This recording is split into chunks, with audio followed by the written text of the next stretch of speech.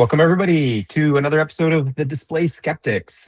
This is the May 2026 news edition. Well, I think the first thing that we want to talk about, and maybe we'll start this as an evergreen section on the next page, is product launches or product announcements in our industry. This is something that I think, Carl, you and I have both seen really pick up in recent months. Everybody is launching a pair of glasses these days. And so we probably are not going to have an exhaustive list here, but Carl and I will put on some of the glasses that we really are starting to see have either interesting displays, interesting optics, or maybe are actually finally showing a killer use case that'll make this more than a few $100K market. I wanted to start with Everysight, and specifically their Maverick AI or AI Pro glasses. This is a Kickstarter campaign that just actually finished up as of this recording, and essentially is taking the same monocular micro OLED projector that they had in their sports glass and is putting them on now AI glasses for consumers that are not biking or running dozens of miles. Really, that's great, and I actually have a lot of questions about the 8-hour battery life that they talk about whenever you have any micro OLED from Sony in there. But nevertheless, what's really exciting to me is consumer eye tracking. This has major implications from advertisement side, and I think you'll go into that, Carl. But I think this has huge health potential, because having consumer eye tracking or models of glasses that have the ability to do the horizontal nystagmus measurement, maybe pupil size measurement, and tracking that over the course of the day. This is where I think we will start seeing health applications of smart glasses that you cannot replicate with any other product category, and maybe what's required to actually get people convinced, hey, this is a product category that's useful in and of itself. That's a good point. I mean, I've heard that one. It's a little bit like watches. Like watches got to be a healthcare type of thing. And there's even more serious stuff. You can look in the eye. You can detect the glaucoma. When you go to the eye doctor, they do a glaucoma test and stuff like that. So yeah, it's real interesting that way. That might be one of the things that triggers people to really want to put these things on glasses. Now, Eversight's a little different. I mean, they've accepted that they're only going to be kind of the data snacking market. It's very optically very efficient, because what they're doing is pretty much just a mirror into the eye. So it's probably 2 or 3 times more efficient than, say, a bird bath. Plus, they're not doing a very big field of view. If you're not doing a big field of view, you're not spreading the light over so much. So even though it may not be, it may get pretty good battery life simply because the display is not very big and the optical path is very efficient. Yeah. The downside is you can't make the image very big with what they're doing. I mean, you're kind of limited to make everything be small. And the way that they're doing a balance, they're doing I call the kiss off the eye. They're a spin-off of Elbit, spin out of Elbit. And Elbit's a big name in the military stuff for this, for all kinds of optics and stuff. And it's basically what I call an off-axis. They do this off-axis with pre-correction in the optics.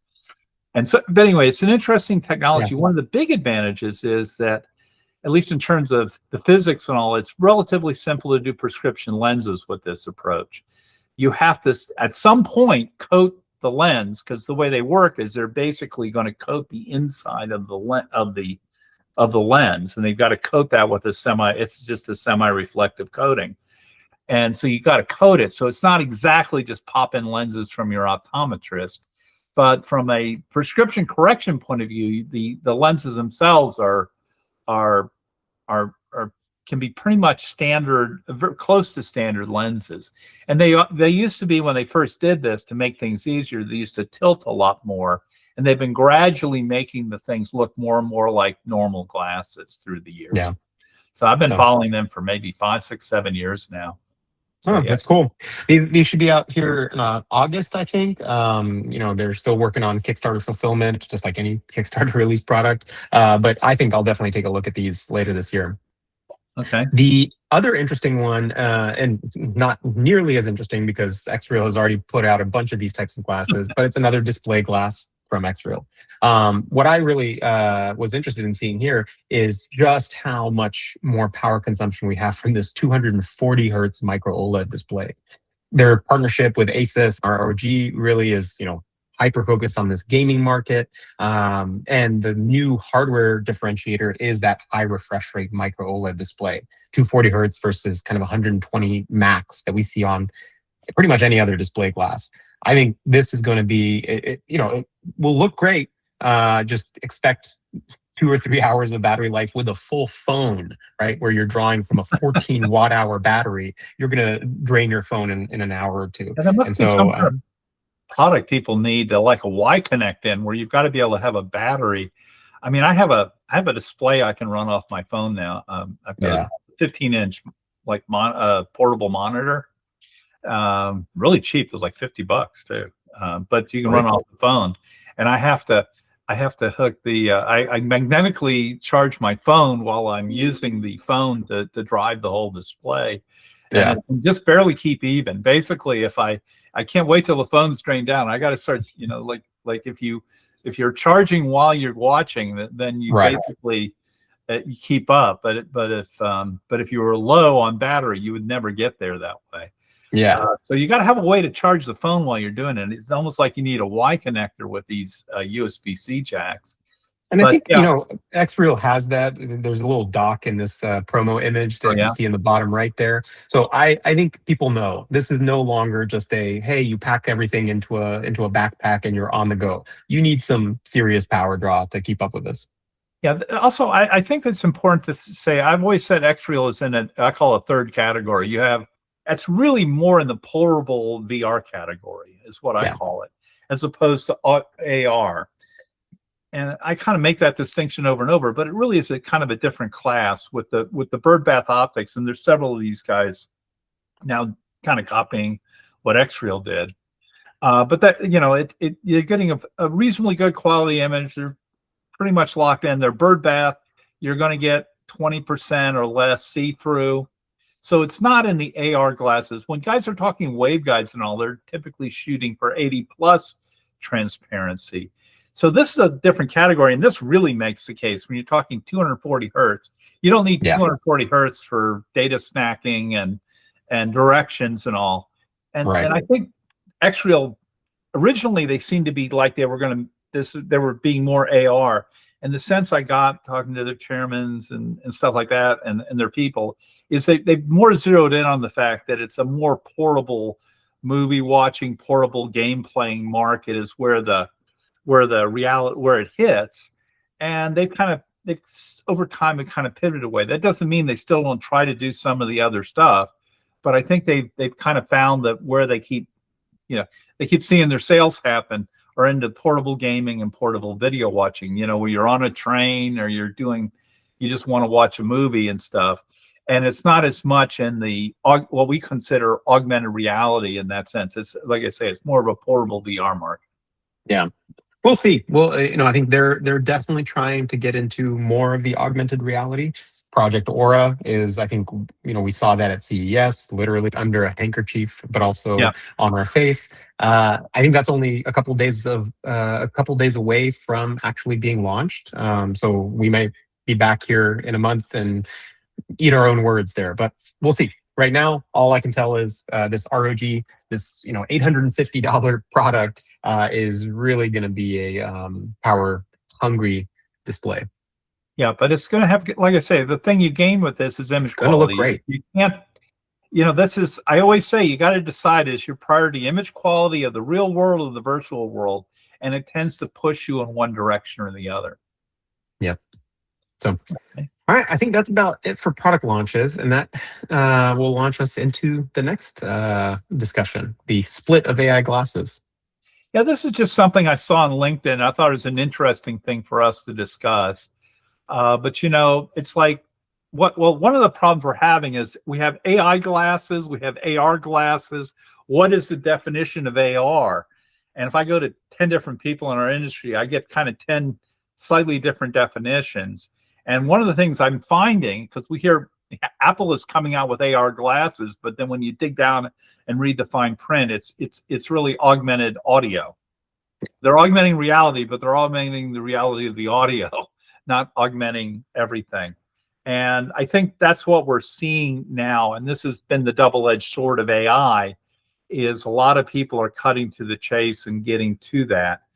And like I say, majority of these things, and like I say, represent of the XR units. Well, we wouldn't call. I think the people in our close knit family of people we talk to wouldn't call these XR glasses, but that may not be what the analysts and the other people are doing. Right. Like what's augmented reality? Does it have to have SLAM tracking and all? We get into all these definitional things. But yeah, there's a big push. The rumor is that Apple's soon going to introduce their version. I always say the goal is to get cameras on your face. That's what they really want. They're very few of these glasses. We know even reality has got kind of a dedication to not putting cameras on on your face. But almost everyone else realizes or sees it as a camera on your face market. That's what Meta wants. That's what Google wants. That's what Apple wants. Because with cameras on your face, part of it's a real serviceable user need that you can't sit there and say, what am I looking at? Or you don't want to, you can't sit there and say, well, it's got leaves and it, like I'm trying to describe a plant. I can't sit there and describe the plant and you're going to tell me what kind of plant it is. I'm going to take a photo of it, boom, boom, AI or whatever, and it figures out what the plant is. And it's the same thing with these, is if you don't have cameras, it's really hard to do all the things that people want. But I also think that people are starting to, the big guys have realized that, glasses are when you put a display in there, you really up it's not like twice as hard or 5 times, it's more than 10 times as hard, because you got all kinds of prescription issues and fitment issues and all kinds of things that you don't have when you're just building like sunglasses. Sunglasses, you can go to the drugstore and buy sunglasses. You can't really go to the drugstore and get prescription glasses. It's a whole nother level of stuff. And so anyway, but and as I said on the prior slide, one of the things I point there, they talk about 72% of the Meta holds 72% of the smart glasses market. That's being in the audio. And then they talk about the X-Real and Zomi and whatnot percentages. Those are all, as I said, kind of in a different category. They're really not doing. They're not smart glasses in the same way as these people are talking about. Yeah. They're really in a different category, more in this what I call the VR-ish, portable VR type category. But at the end of the day, I think we're still talking about we haven't, as an industry, seen the killer app that convinces people that they need a pair of smart glasses on there. And I think the price sensitivity of the consumer is such that maybe a $300 pair of camera glasses, they can swing it, they can see if it's useful, they can try it out, and then never touch it again, just like they may have done with a VR headset.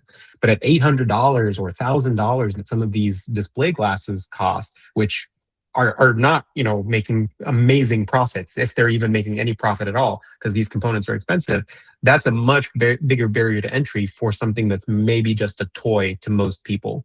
The other thing with audio, and as I talked a little bit about before with before, is that the when you're doing prescriptions, when you're doing audio glasses, the frames themselves are pretty much bog standard. And so you can take an ordinary prescription lens, cut it, and fit into that lens. You can't do that when we look at a display glasses. You're looking at the glasses have to get glued onto the waveguides and stuff like that. And that barrier that friction level is just orders of magnitude different.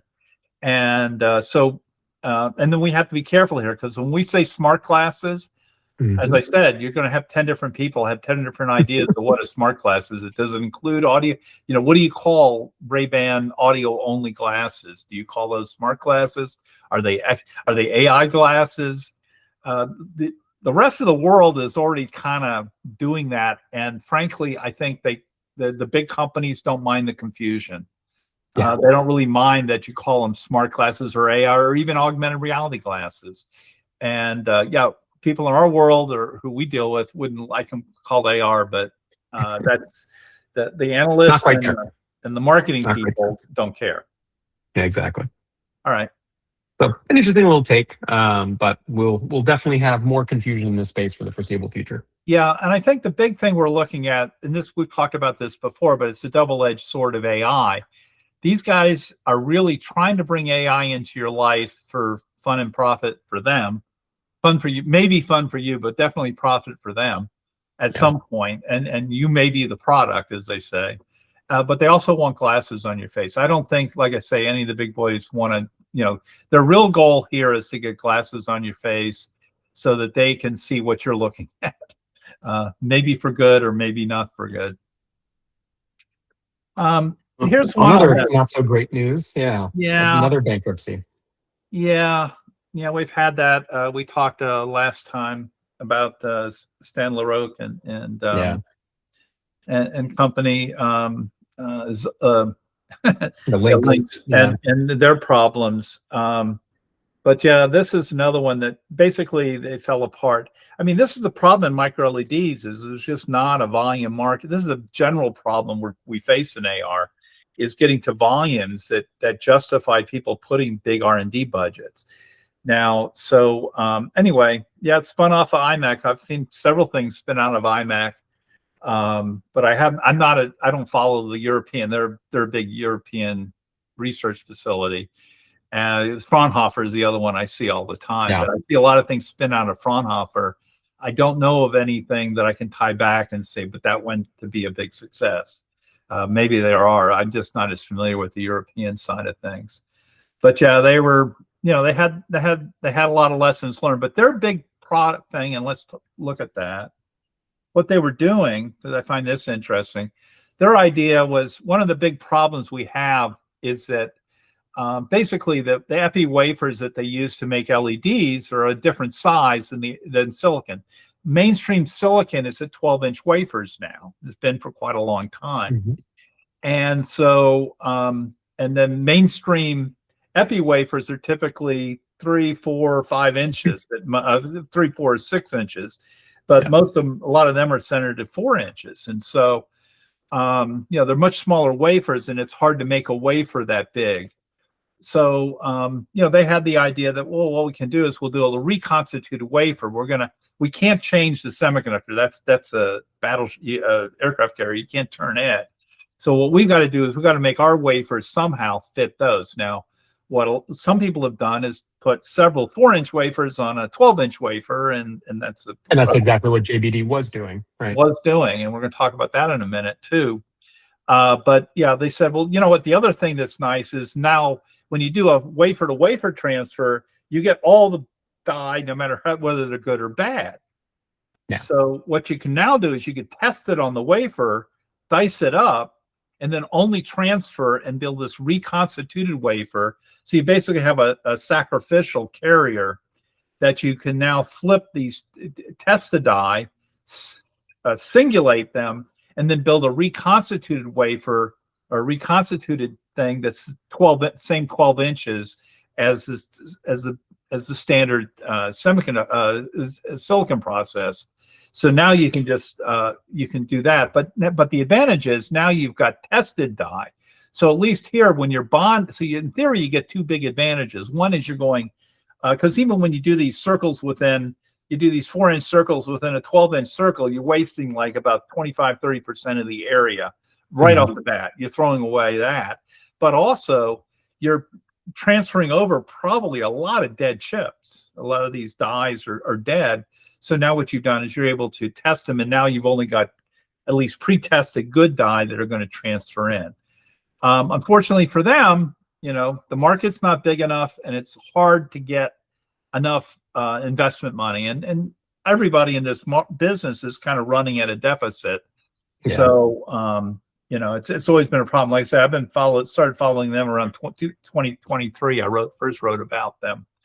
But anyway, I think one of the other things for this one is there was a great idea, and I think it is probably going to be the idea that gets followed up on, as we'll see on the next slide, by many of the big guys. But frankly, if you are a startup in this space and trying to work with 300 millimeter wafers from any big serious fab that has customers today, you are going to be in so much trouble. Your wafers, even if you try to pay for a hot lot, nobody's going to take you seriously, and you're going to be waiting months for a single attempt.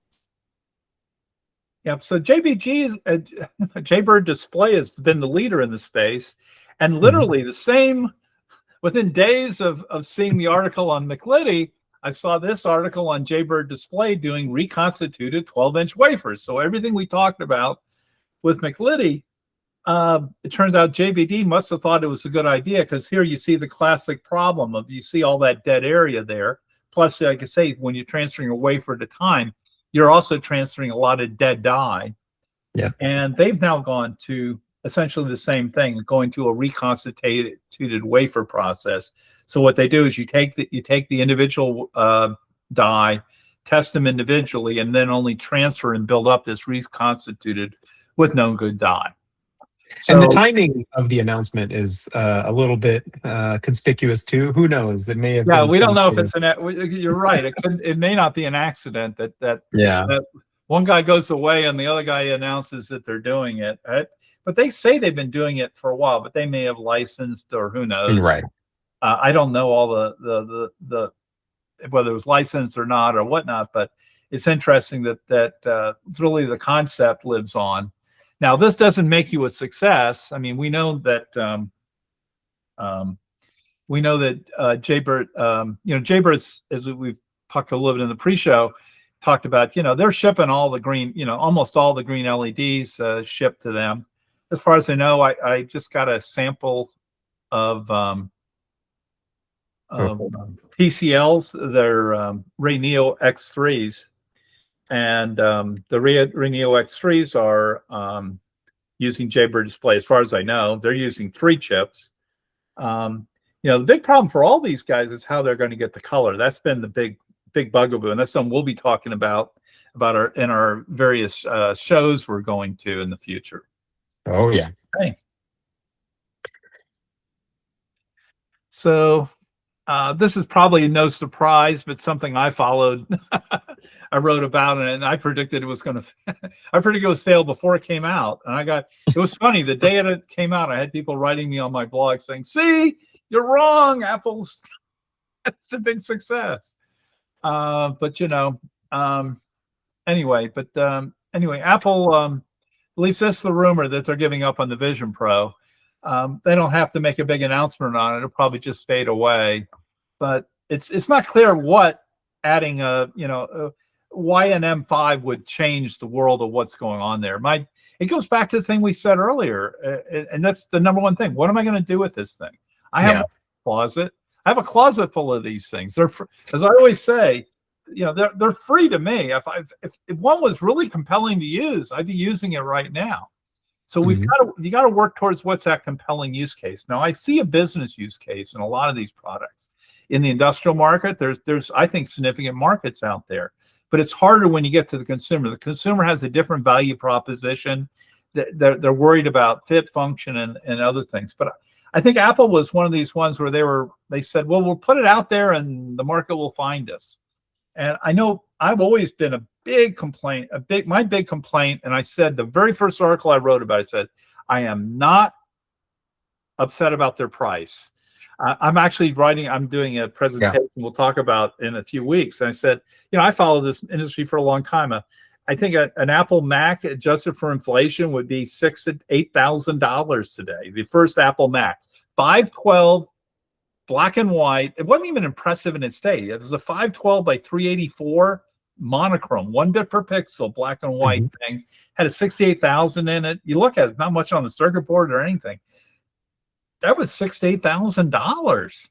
And I bought, if you adjust for inflation, it was like a couple of thousand back then.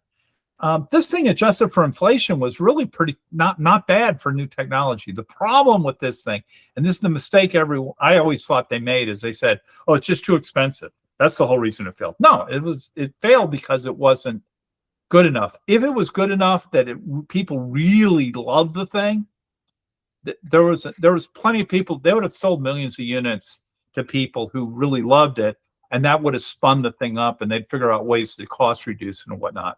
But to cost reduce it, what they really need to do is keep increasing the functionality and reducing the cost. That's what the PC industry did. You got to keep increasing functionality and reduce costs. You can't sit there and say, "Oh, the whole problem was cost," because what are you going to take out of it that was going to make it more desirable? I think what you take the eyes off the Google. The only thing they did that was absolutely idiotic was the googly eyes on the front. That was insanity. No comment. What's that? I said no comment. I don't know. No. I've heard different stories, whether that was Tim Cook's idea or somebody else's, but Yeah. but whatever that was, it was going to make it friendlier. That was a total waste of money, and scientifically a bad idea because it made heat dissipation and other things worse. They went in the wrong direction, and they added cost, decreased the value of the classic example of I will say rumors like these are they sell a lot of news, aka you get a lot of eyeballs on it. I take these things with a grain of salt. Obviously, I also know things that I can't share publicly, but Apple is unlikely to give up on any existing product 100%. Maybe things that are in development, but something that's already been commercially launched. Take a look at updates. Take a look at what actually the developers have access to over time. My suspicion is going to be, and this is just a pure hypothesis, this is going to still be supported. Just because there's reorganizations internally doesn't mean that you have full drop of support for a product line. And that's kind of all I'll say on that. I don't know. Okay, well, maybe we'll see something. Of course, they got a new CEO now, so we'll see how that works out too. We'll see. But sometimes that's the other thing that happens is it was the CEO's baby. Cleaning and when house. the CEO changes, sometimes the babies get put out. Okay, so this is an interesting one where I don't know. There's some talk, I don't know for sure, but we may have them on our panel at AWE, somebody from Artillery Intelligence. But they're putting out some nice articles. I've been starting to follow them. And matter of fact, some of my their news feed is really getting to be quite good from these people. But yeah, Mike Borland, with the metaverse fallout. So he's basically saying that it's an interesting supposition. He says, there's 3.5 billion went in 2025, but 90% of that companies doing it. Yeah. So where's and 2.5. So 2.5 of the 3 billion was Anduril, and we know they bought the old HoloLens stuff, and they're serious. But I see their market for it. I mean, I understand the military market for these things. That's a real market. Well, and Anduril is doing so much more than just the XR. Oh, right? yeah. This is 1% of their business, if that. Yeah, the whole drone thing. Yeah. You got to give it to Palmer Luckey. He, no offense, but right place at the right time. He timed out very well because they sold for like I think $2 billion to what became Meta, and Meta built their whole company around it. Meta then has to date lost another $80 billion on it. So he got out, he got his money, but then this on the other hand, Anduril is really doing some neat stuff. And I saw them very early on when they were like kind of one building and just part of a building and all. And they've got a campus now. They're like a real.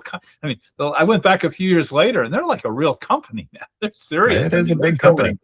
They're building big stuff. They're building serious stuff. So, but anyway, they've got the kind of money. They're successful in their company, and that's one of the problems here, and one of the lessons here too, for a lot of these startups. These startups are sort of competing with people who have the startups and the smaller companies have the advantage that they have focus. That they know what they're doing, they believe in their product, and they have that dedicated drive. But the big companies have a sugar daddy. Who can afford to lose $80 billion? It's really sad in a way. You thought, man, what if you just took 80 companies and gave them each $1 billion? What could you have done? Some of those guys would have hit. If they were worth if you put in guys doing good stuff. But anyway, that's the big lesson here is that there's the money, but it's getting concentrated to very few people. And I don't know that this really gets into. I don't think he's really tracking all the stuff going on in consumer so much. But we're seeing that. The problem is we all know, and it comes back to the old, and we kind of beat up a little bit on Meta all the time. But it's the AI focus that there's been a shift to just say, well, maybe we don't need the displays with these things. We'll just do the AI stuff, and we'll do glasses. We'll just do the audio. You know, all of this investment chases the new hot thing, right? We talked about Yeah. this in last month's space as well. Number 4 on the list here is Mojo at 75 million. They raised all of that based off of AI data center optical interconnect targeting for their micro LED displays, and I think ViewReal is also in the same exact space. So if you take out, you know, Anduril's 2.5 billion, if you take out the couple hundred million probably invested just for AI data center interconnects, you're not really left with that much more. It's just a couple hundred million that has been invested in all of 2025. It's a tough time for XR markets, and I think any startup thinking about raising serious money to build a brand new product should really reconsider their target today. What is the real high value thing that you're bringing to the market that something's not already out there doing and doing pretty well, but not successfully? Yeah, and it's just tough because I think just about everyone in the XR space is, with a very few exceptions, is losing money at some time. They're all having to raise money all the time, so it is a tough road at times. All right, well, that's all the negative news. I think we can end on the news that we've got some great talks coming up. Well, okay. First of all, it's me. I'm going to be next. I've been kind of busy because this is road down memory lane. See, I used to actually make things. I was the youngest fellow in the history of Texas Instruments, and I worked in semiconductors. People think I'm an optics guy for some reason, but I worked in semiconductors. And among the things I did the very first Sprite chip. Sprites today, I did the design of the original Sprite chip. It was copied by companies like Nintendo and and Sega and whatnot, but we did the first chip that had the thing called Sprites. And I got patents on it and stuff too. So, but anyway, but then I went on to I did a couple of as a lead CPU architect on a couple of 16-bit microprocessors. And then I said, the heck with this, I'm going to do my own design. And I did the world's first fully programmable graphics processor. It was a 340 family, originally the 34010, but we did a whole series of stuff. It also led to it led to the thing called the video RAM, which then led to the synchronous DRAM, which I was involved in a little bit. So I actually did some real stuff back in my younger days. And so next week, I'm going to be presenting at the thing called the Vintage Computer Festival Southwest. It's going to be my town, Dallas area. So I'm going to be presenting on the 340 family and stuff I did to make the first graphics processors. To point out, this was done in the early 80s. This is before there was an NVIDIA. ATI even was a latecomer. I'd been out for several years before even ATI was founded. But unfortunately, big company problem. This is a little bit of the thing we talked about with Meta. You know, at the time I was doing this, most of our R&D money was going into DLP. As people think I worked on DLP, I never worked on DLP. In some ways, DLP was the kind of the leech taking all the R&D money. I think there was one year where the AI all of the our 1980s. R&D money went into them. That was a little bit later. That was really after the graphics family. But it was really hard to get TI to focus on computer graphics. They just didn't. They didn't understand it. TI was really in a down and not in the. TI had really fallen behind in MOS semiconductor. They were a leader in semiconductor, mostly off their old TTL stuff and all, and just being big. And it was a classic downfall thing. I'm going to talk a little bit about that too. Anyway, so that's what I'm going to talk my old days of the semiconductor industry back in the 1980s. And then the next thing on my calendar, and I think we're going to be doing both our calendars, is AWE. Yeah, we're going to have it's not a very long debate, but we're going to have a little debate on the hardware, software, and social impact of driving the AR business. So it'll be kind of a live version of what we kind of are doing here. And we welcome any audience participation there. I think for the last 5-10 minutes, we'll try to reserve that for people just to come and challenge some of the assumptions that we are making based off of where we're going as an industry. Yeah. And then the next thing on my calendar after that, I got a few months off. I'm actually going to be over in Europe and whatnot. I've got a big trip scheduled in late January, late June and early July. But after that, in September, we're going to be at the combined MicroLED and AR/VR Connect in Eindhoven. We did that last year, and I'm going to be giving a class on the latest things I see going on in see-through display or optical see-through augmented reality. The technology, mostly talking about display devices and optics, because I'm talking the hardware side. And then you and I are once again going to do a panel session. We have a pretty esteemed panel this year, but we're going to do a panel session on at 5 p.m. on September 16th. We're going to sit down with Bernard Crest from Google and the SPIE president. We're going to have Berthold Hahn, who's the director of MicroLEDs at Meta, and Barry Silverstein. He's kind of representing the laser. Exactly. We try to have, I know you have some background with MicroLED. I have some background with LCOS. So we kind of try to make up a panel of people who had different things. And Bernard's dealt with LCOS. He's dealt with everything. He does it all. Yeah, does it all. So basically, we wanted somebody, we tried to create a panel that had different points of view on that. And we're going to have that at, that'll be the last thing of the day, I think, at the AR show on the 16th. So that's plans I have. No, I think that's a good summary. And so, we've got a lot of other talks coming up, but AWE is the next big one. We'll see everybody who can join us in Long Beach here in a couple of weeks. Okay. All right. Well, that's it for the main news. Carl, again, thanks for the time. And we'll be here chatting probably after AWE, summarizing all of the June news, but also all the cool stuff we saw at the show. Yeah, and look forward to meeting people at AWE. And anybody who does follow this, if you're going to be out at the sorry, I always forget. BCF Southwest is what I call it.